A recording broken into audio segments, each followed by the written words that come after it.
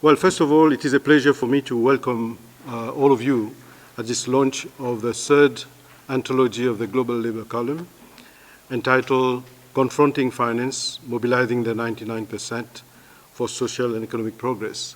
You will recall that in 2010, we published a collection of articles under the title, Don't Waste the Crisis, and last year it was, the book was published under the title, There is an Alternative.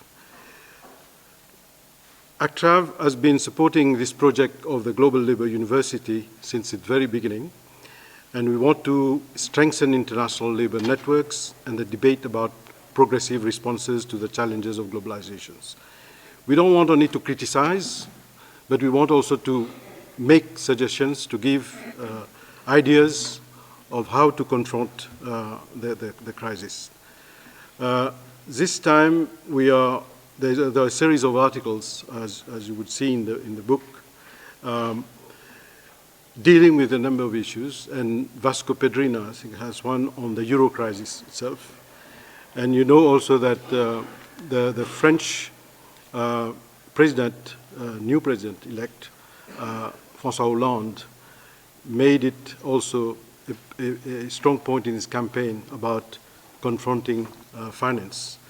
And just recently, the new French president, of course, François Hollande, the Italian Prime Minister, Mario Monti, US and IMF officials have called for an easing of the austerity drive to refocus on getting the European economy moving. So the financial crisis has shown the deep flaws of the neoliberal globalization. It also has shown the power of the financial sector in the global economy. After burning trillions of dollars in the biggest speculative bubble in history, hardly anything has changed, as you have noticed. Global finance is still out of control. High-risk speculation continues, while millions of people lost their jobs and homes, and the young generation in many countries facing an unprecedented level of unemployment. If the 99% cannot be mobilized, the 1% will continue to take us all hostage in their irresponsible pursuit of profit maximization. So discussing policies and strategies to confront finance have therefore been the focus of many global labor columns that are published weekly on the internet.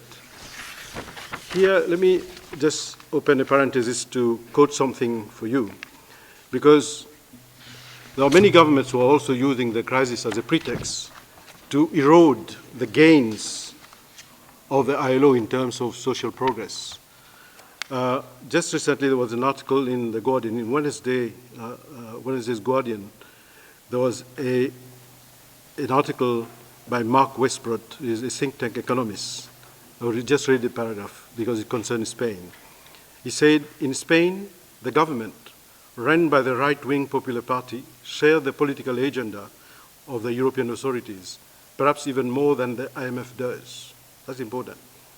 The PP, the Popular Party government, has taken advantage of the crisis to impose labor law changes that will make it easier for employers to get out of industry-wide collective bargaining agreements.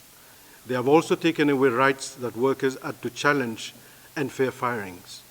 The goal is to weaken labor as part of a longer-term strategy to dismantle the welfare state. These changes have nothing to do with resolving the current crisis or even reducing the budget deficit. So you see the kind of situation we are facing. And this is why I think this endeavor of ACTRAV and Global Labour University to have this kind of articles and publications is very laudable. The editorial work for this column is done by two colleagues from the Department of Corporate Strategies and Industrial Development at the University of Witwatersrand in Johannesburg. And we are very glad that Phumzile Ncube, as one of the co-editors of the column, could join us for today's discussion. The other colleague is Nicolas, as you know. He came last year, Nicolas Ponce-Villon. Phumzile comes from Zimbabwe and is currently a researcher at the University of Witwatersrand. Her main research work is on labor markets and gender pay gaps.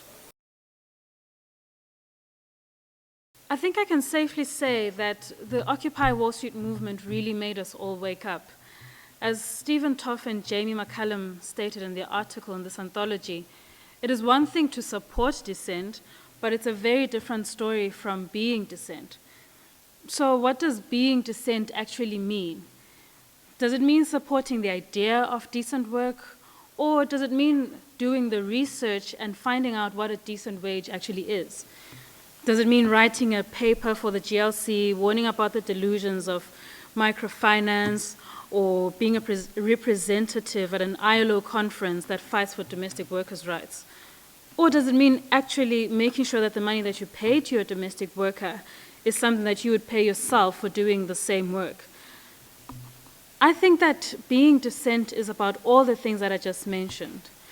There's a place for each of these methods of dissent.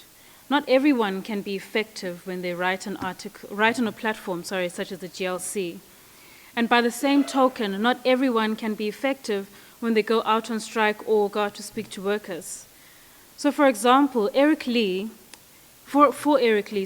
being dissent has involved building a platform for online campaigns through the Labour Start website. Labour Start has changed the way many union members engage with employers on workers' rights and has allowed for the building of international solidarity. So whichever way one is being dissent, there are two common threads that I think are crucial. Firstly, there's intention and clarity of purpose. The Occupy Wall Street movement had a clear goal. They wanted to raise awareness of their dissatisfaction with the undue influence of corporations and finance on government, and the resultant economic and social inequality. They had a clear idea that resonated with the majority of people, the 99%. That, I think, is the reason why the Occupy Wall Street movement has spread and is still going today. The second thread is follow-through. I'm always amazed by the work that is continuously being carried out by union movements in different parts of the world. Just 2 months ago, we published an article by Nora Ratzel, which documented the work being done by a tight network of unions in the Brazilian Amazonas, working closely together with community associations. She said that without union organizing, the communities would have been too scattered and disintegrated to win their land rights. So what I'm trying to say is this: our work does not stop here at the ILC. At the GLC, we try to strike a balance between articles that provide us with critical engagement with policy issues that are relevant to the union movement, and those that give a voice to the movements which carry out the follow-through part of being dissent. So we hope that the articles in this year's anthology will inspire us all to move from supporting dissent to being dissent in whatever way possible. In that way, we can mobilize ourselves as the 99% towards achieving economic and social progress. From my co-editor, Nicolas Pons-Vignon, and myself, Siyabonga, thank you.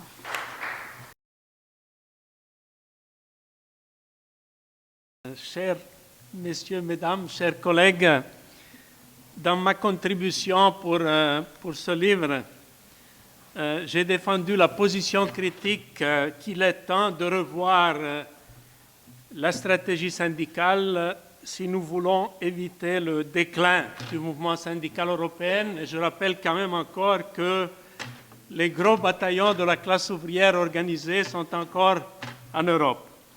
Surtout depuis la crise financière de 2008, force est malheureusement de constater qu'un repli national de la plupart des syndicats en Europe. On peut le comprendre, mais il ne faut pas l'accepter. On peut le comprendre parce que d'un côté, chacun est absorbé par des luttes défensives dans le cadre national.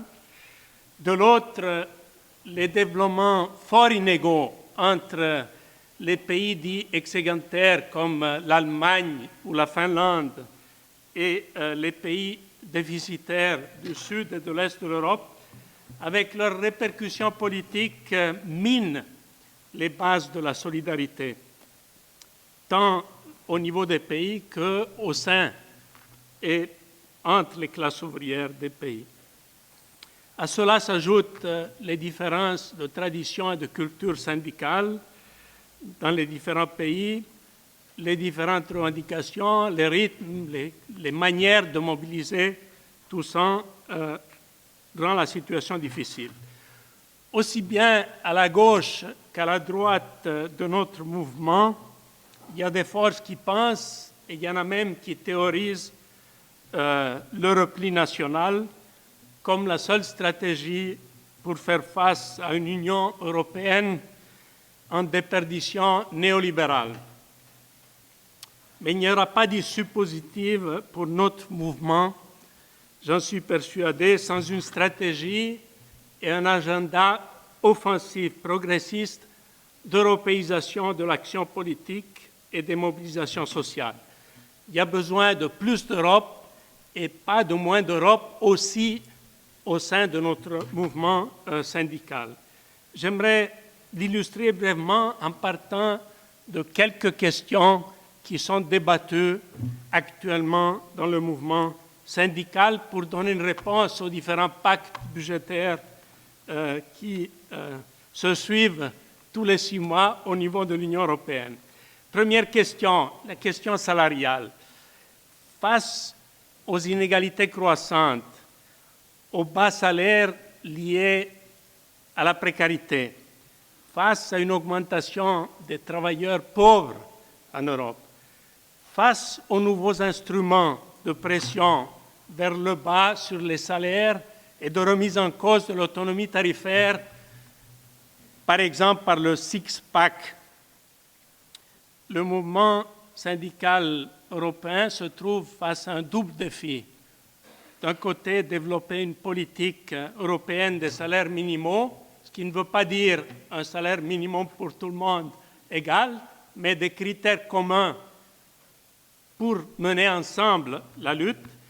Et deuxièmement, répondre à la coordination des politiques salariales par le bas, faites par les autorités de l'Union européenne avec le six-pack, avec une coordination renforcée de la politique conventionnelle au niveau des syndicats pour pousser vers la hausse les salaires et les conditions de travail. La politique sur les salaires minimaux est controversée en Europe, mais c'est nécessaire d'y donner une issue positive et une coordination renforcée des politiques conventionnelles bute à des obstacles objectifs et subjectifs importants, mais là aussi, il faudra progresser. Deuxième question, la lutte contre le dumping social, salarial et contre le démantèlement des droits des travailleurs. La pression au dumping salarial et social s'est accrue fortement depuis la crise financière suite aux attaques aux droits des travailleurs presque partout. Je rappelle aussi ce qui s'est passé avec les jugements de la Cour européenne de justice sur les cas Viking, Laval, Ruffert, Luxembourg, et d'autre part la multiplication des réformes qui, sous le titre de flexibilisation du travail, visent le démantèlement social. C'est des tendances qui ont pour conséquence aussi une augmentation des forces populistes et xénophobes en Europe. Comme il s'agit là d'un problème qui est largement partagé, une campagne européenne pourrait constituer un des grands leviers pour une contre-offensive européenne de tout le mouvement syndical.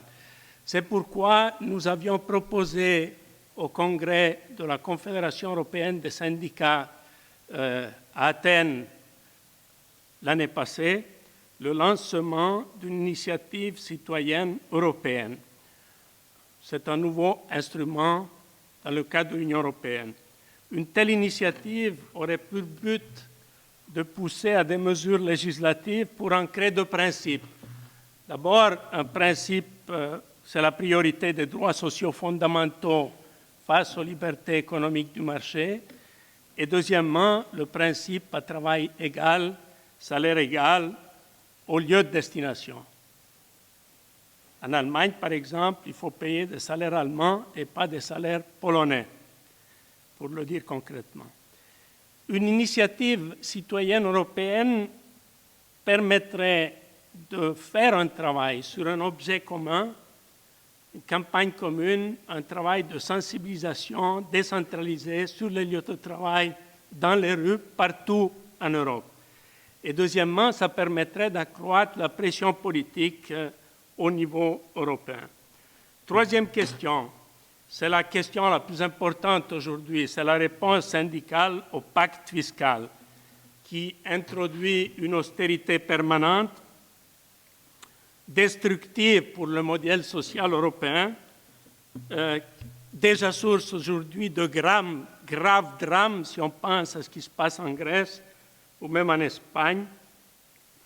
Le premier sujet de controverse ces derniers mois a été la revendication si renégocier le pacte fiscal ou uniquement s'engager sur des mesures compensatoires de croissance. C'était le conflit entre Hollande et Gabriel, le chef du SPD allemand. Le deuxième sujet de discussion qui est très actuel aujourd'hui, c'est quel type de croissance. Pour nous, c'est clair que la croissance ne peut pas résulter de l'austérité, des coupes budgétaires et des réformes de flexibilisation du marché du travail, comme le pense Mme Merkel. Il faut un plan de relance par l'investissement, par une reconversion écologique, par une augmentation des salaires. Et ce plan doit être accompagné et financé par une banque centrale européenne qui garantisse la monnaie unique, des euro-obligations et des taxes telles que la taxe sur les transactions financières.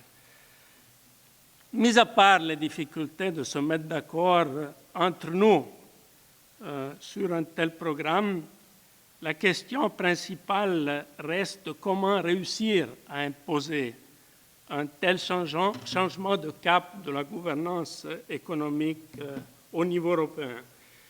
Et à ce sujet, je crois que l'expérience des luttes de ces 4 dernières années a montré que les manifestations et les grèves au niveau national ne suffisent pas, même quand elles sont grandes.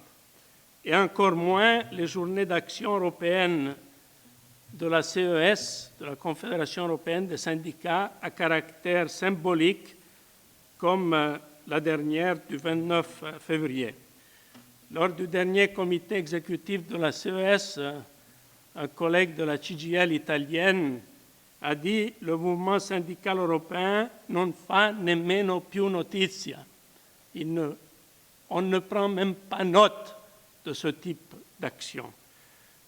Il faut que ça change. Il faut que Merkel prenne note des actions européennes, et pas seulement des grèves en Grèce ou en Espagne.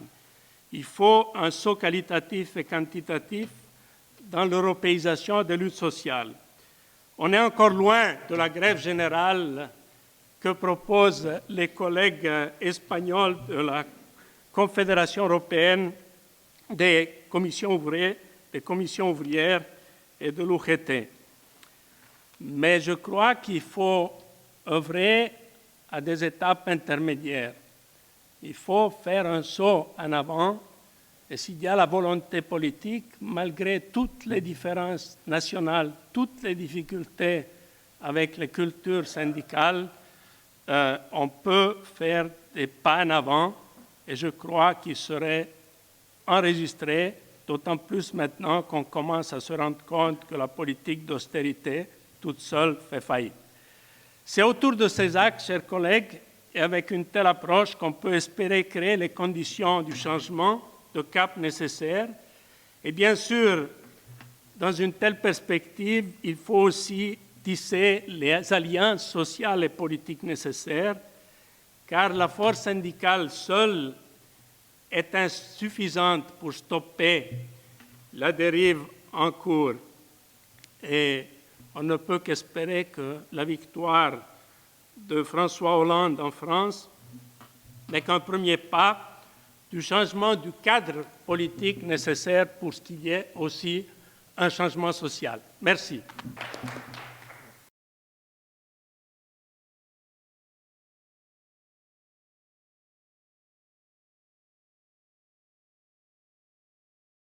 Well, as the Bureau for Workers' Activities, we have initiated the Global Labor University a couple of years ago, and the idea is to create global networks between academic institutions and trade unions to discuss alternatives to the current regime of globalization. And the Global Labor Column is a weekly publication in the internet where academics, trade union leaders write short articles about what they think are key elements for such an alternative strategy. And this anthology is a selection of the most interesting contributions. And in this year, what we think is a key challenge for trade unions is obviously the austerity policy imposed on a lot of countries. And we see it doesn't work. We have said that the liberal globalization model doesn't work, and we saw the crisis, it doesn't work. It was the biggest market failure in a century. And we see that austerity is not working. Greece has negative growth of 5, 6, 7% over the years, and there is no way that you can save yourself through budget cuts out of this crisis. You need a more expansionary policy. You need a totally different macroeconomic framework based on ideas which put employment, income, and aggregate demand at the center and not bailing out the banks. The second point, which we think is a key element, is that if we want to keep an open economy, if we want to keep an open world, we need global governance and we need standards and rules, and that's where the ILO comes in. The ILO has an offer to make to the world. If we want to create a stable society, we need labor standards and we need them forcefully applied. And some of the suggestions in the book also saying that maybe it's time to think about new enforcement mechanisms for labor standards.